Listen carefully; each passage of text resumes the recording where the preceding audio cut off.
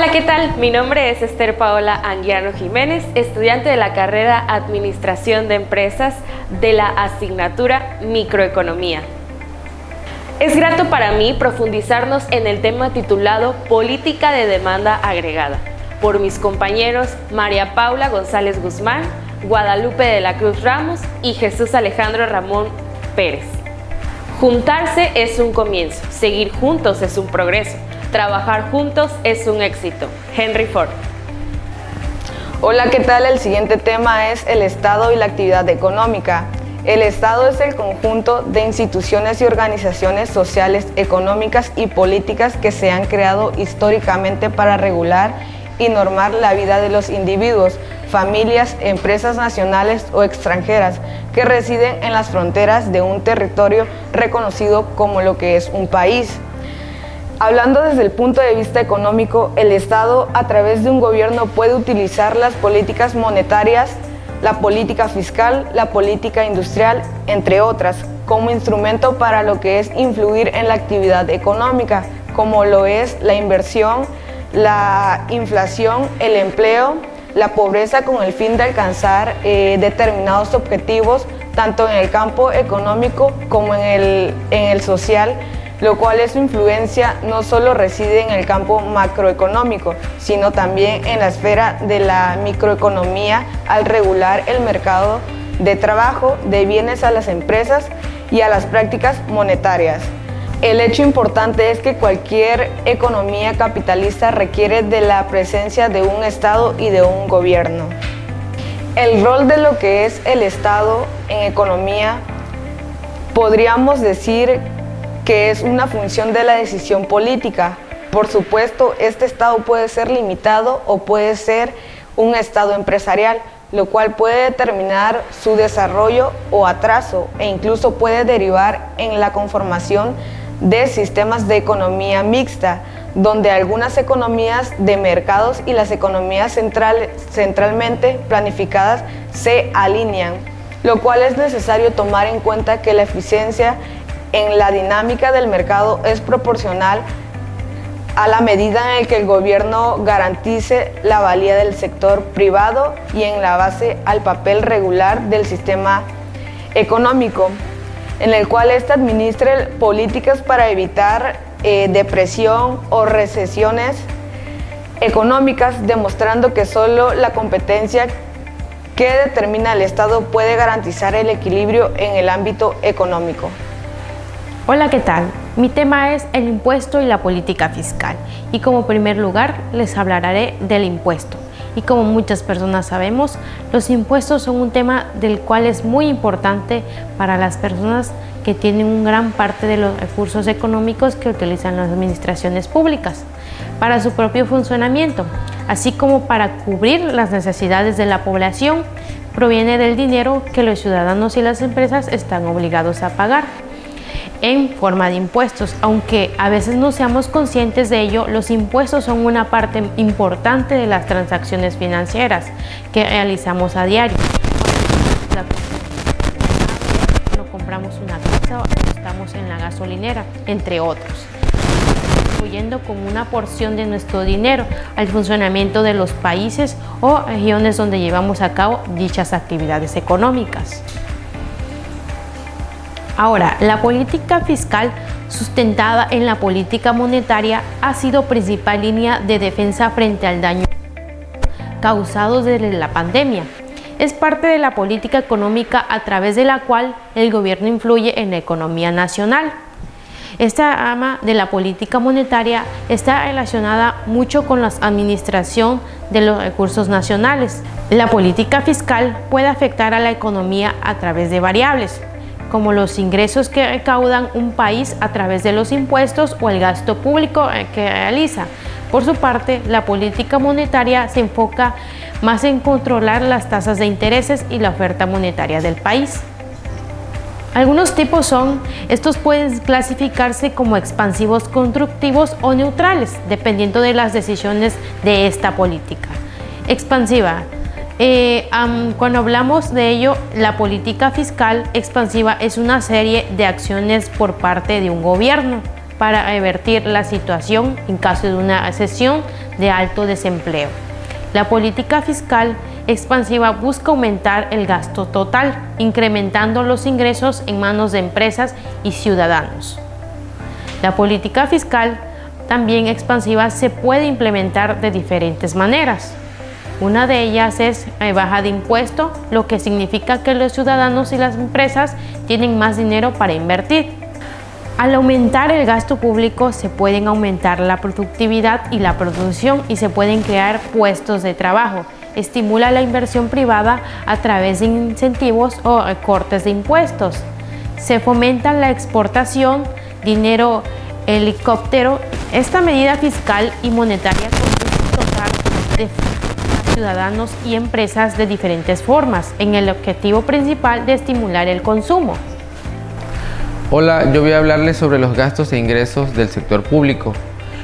Los ingresos públicos pueden definirse de manera general y sencilla como todas aquellas entradas de dinero que recibe el Estado y que éstas le permiten financiar la satisfacción de necesidades colectivas, es decir, que le permite financiar el gasto público y cumplir con su función dentro de toda la sociedad.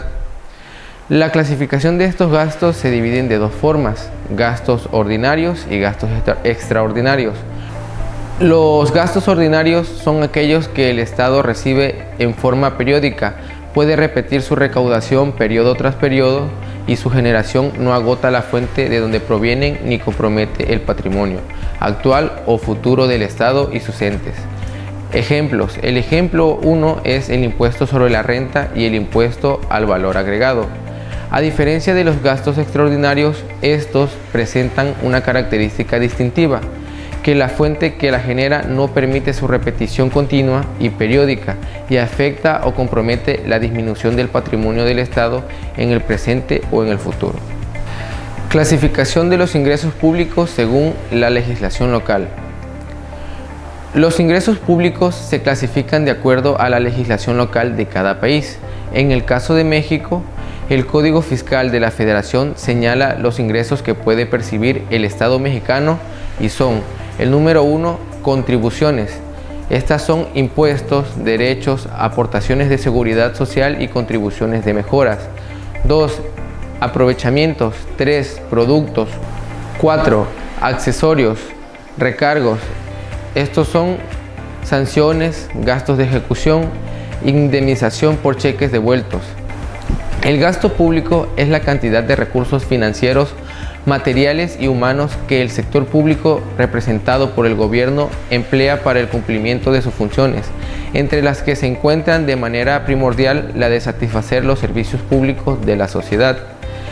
Es un instrumento importante de la política económica de cualquier país, pues por medio de este el gobierno influye en los niveles de consumo, inversión, empleo, etc. Es considerado la devolución a la sociedad de algunos recursos económicos que el gobierno captó vía ingresos públicos por medio de su sistema tributario principalmente. La forma de estructurar el gasto público es de gran importancia para la economía en general, pues siendo un instrumento poderoso que afecta a la economía, su manejo causa u origina diversos fenómenos que algunas veces son positivos y otras veces son negativos para un país e incluso otros países que están fuertemente correlacionados económicamente. Del análisis de la estructuración y aplicación del gasto público se pueden predecir ciertos comportamientos de la economía, así como los fines que persigue el sector público. A lo largo de la historia de los estados modernos, el entendimiento de las funciones del gobierno para intervenir en la economía a través del gasto público ha tendido a incrementarse o decrementarse, paralelamente de acuerdo al pensamiento ideológico del gobierno en turno o de las interacciones con otras economías.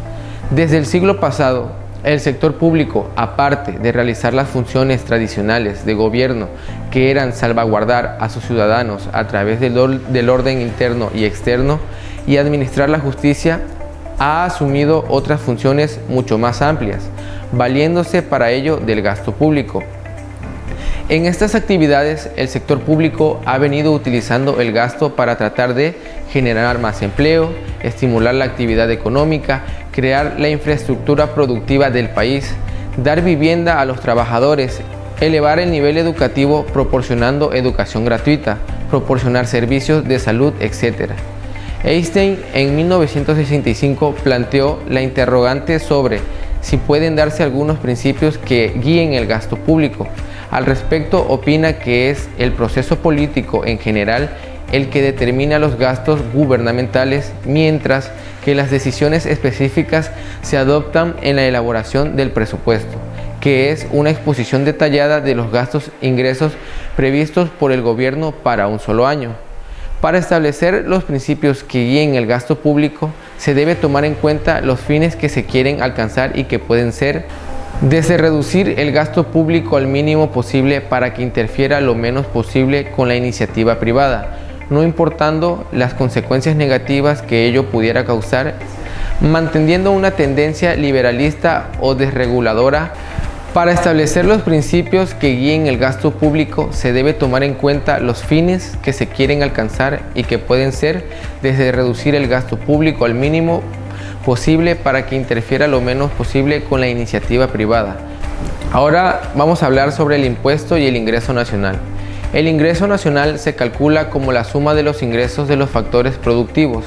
Esto incluye los salarios de los trabajadores, ganancias de empresas, intereses a prestamistas de capital y rentas. La suma se refiere a un país en particular en un periodo determinado de tiempo. Usualmente esto incluye un año. Todo esto incluye los salarios de los trabajadores, rentas, intereses, utilidades y dividendos del capital, rentas de la tierra. Excluye todas las transferencias tales como subsidios, asignaciones familiares, jubilaciones. ¿Cómo se calcula el ingreso nacional? Para calcular el ingreso nacional debemos aplicar la siguiente fórmula, donde PIB, Producto Interno Bruto, PRN, rentas de residentes nacionales en el extranjero, RRE, que es rentas de residentes extranjeros en el país, también podría calcularse mediante esta fórmula. Salarios de los trabajadores, rentas, intereses, utilidades y dividendos del capital. Renta de las tierras, excluye todas las transferencias tales como subsidios, asignaciones familiares, jubilaciones. ¿Cómo se calcula el ingreso nacional? Para calcular el ingreso nacional debemos aplicar la fórmula siguiente: Producto Interno Bruto, rentas de residentes nacionales en el extranjero, rentas de residentes extranjeros en el país. También podría calcularse mediante esta fórmula. Características del ingreso nacional. Las características del ingreso nacional son las siguientes. La esencial en el cálculo es la nacionalidad de los factores productivos. Aun cuando el factor productivo se encuentra fuera del país, sus ingresos entran en la contabilidad. En el mismo sentido, si en el país se encuentran factores productivos extranjeros, estos son excluidos de la contabilidad. Generalmente se utiliza como una medida de bienestar del país en cuestión. Se busca evitar la doble contabilidad. Por eso excluye el consumo intermedio. Las diferencias entre el ingreso nacional y el Producto Interno Bruto. En el caso del ingreso nacional, lo que se define si se incluye o no en el ingreso de un factor es su nacionalidad. En cambio, en el Producto Interno Bruto, lo que importa son los límites del país. Se contabiliza todos los ingresos generales dentro del territorio, sean nacionales o extranjeros.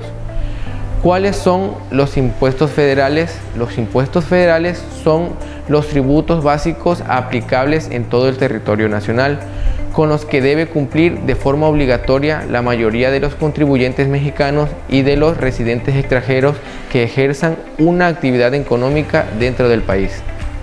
Ahora vamos a dar los ejemplos del impuesto federal. Los impuestos federales más importantes son impuesto sobre la renta, impuesto al valor agregado, impuesto especial sobre producción y servicios, impuestos sobre automóviles nuevos, impuestos empresarial o tasa única, impuesto a los depósitos en efectivo. De todos ellos, el ISR es la principal contribución federal y tiene como condición la generación de ganancias, es decir, este impuesto solamente se cobra cuando el contribuyente obtiene una ganancia en el año fiscal de referencia. ¿Cuáles son los impuestos estatales?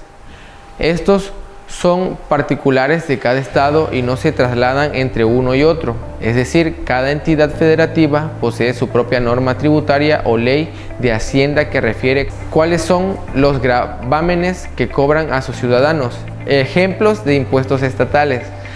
Los impuestos estatales serán variables dependiendo el estado en el que vivas. En el caso de Ciudad de México, estos son los principales: tenencia, agua, tránsito, licencias de conducir, tarjetones para taxistas, tarjetón para pasajeros, etc. En el registro civil, las actas de nacimiento, matrimonio, búsqueda de datos, divorcios, etc. Tránsito, tales como licencias de conducir, tarjetones para taxistas, tarjetón para pasajeros, etc. Registro civil son actas de nacimiento, matrimonio, búsqueda de datos, divorcios, etc. Impuestos sobre nóminas y notaría. El tema 3.5 tiene como título el financiamiento del déficit público y la política fiscal. Comencemos con definir qué es el financiamiento fiscal. El financiamiento fiscal se puede definir como los que provienen de impuestos, contribuciones de mejoras, derechos, productos, aprovechamientos, cuotas y aportaciones de seguridad social. ¿Qué es el financiamiento del déficit? Este corresponde a la obtención de recursos para poder solventar una situación en donde los ingresos del gobierno son menores que sus gastos. El financiamiento del déficit es la forma en la que el gobierno decide solventar la diferencia negativa entre sus ingresos y gastos. Existen varios caminos alternativos, no obstante, ninguno de ellos está exento de problemas. Como alternativas para financiación del déficit, podemos ver que existen varias alternativas de financiamiento. Todas ellas tienen desventajas que es necesario e importante tener presente al momento de tomar una decisión. Una de las cuales es emitir dinero. Una forma aparente, sencilla, para financiar la diferencia entre ingresos y gastos es emitir más dinero. En algunos países, esta decisión es facultad exclusiva del gobierno, el que puede decidir cuánto dinero emitir. ¿Y por qué no eliminar o reducir el déficit? Aunque no se trata de una forma de financiamiento, ya que si no existe, no puede ser financiado. Eliminar o reducir el déficit es una forma de eludir los efectos perjudiciales del mismo. Ahora bien, ¿cómo reducir el déficit? Existen dos vías para reducir el déficit: ingresar más. Esto quiere decir generando más valor. Por ejemplo, fomentando la investigación de productos que luego puedan ser exportados al resto del mundo. También podríamos añadir la lucha contra la corrupción, como lo es la malversación de fondos o la lucha contra la evasión fiscal. Otra de las cuales es gastar menos. Realizar recortes en servicios o bienes públicos. Aunque suele ser una medida impopular, es una forma de reducirlo. Conviene en este punto destacar que gastar menos no tiene por qué implicar recortes sociales, ya que si el gasto es más eficiente, se puede incluso conseguir más servicios con un menor coste. ¿Qué es la política fiscal? ¿Y cuáles son algunos de sus ejemplos? La política fiscal es el uso del gasto público y los impuestos para influir en la economía, tanto como para contraer la economía como para impulsarla. Cuando el gobierno decide los bienes y servicios que compra, los pagos de transferencia que distribuye o los impuestos que recauda, está aplicando una política fiscal. El tema del déficit suele ser tratado desde el punto de financiarlos, es decir, ¿cómo podemos financiar el dinero que nos falta? Sin embargo, si el déficit se mantiene a largo plazo, las empresas, los gobiernos u otro tipo de instituciones corren el riesgo de que su deuda alcance niveles insostenibles. Así pues, dados los efectos perjudiciales que tiene la emisión de dinero para el financiamiento del déficit en la economía, muchos países han decidido prohibirlo o solo permitirlo bajo circunstancias muy restringidas.